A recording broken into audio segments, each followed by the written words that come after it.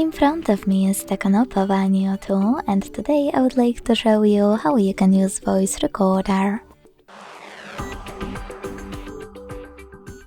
Begin by launching recorder and clicking on Allow. Then select this gear at the top right corner and pick Recording File Format. When you finished, go back and use this red button at the bottom to start recording. As you can see, recording is on.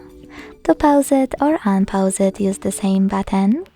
To add a bookmark, unpause it first and click on flag icon on the left. And to end it and save it, click on the check mark on the right. To discard it right away, use this X at the top right corner.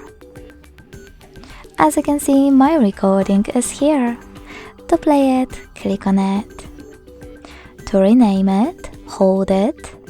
Select Rename at the bottom, type in wherever you want to and choose Save. To get rid of it, hold it again and this time use Delete button. Then confirm your choice in the pop-up. Thanks so much for watching. If you enjoyed this video, leave a like, comment and subscribe. Bye!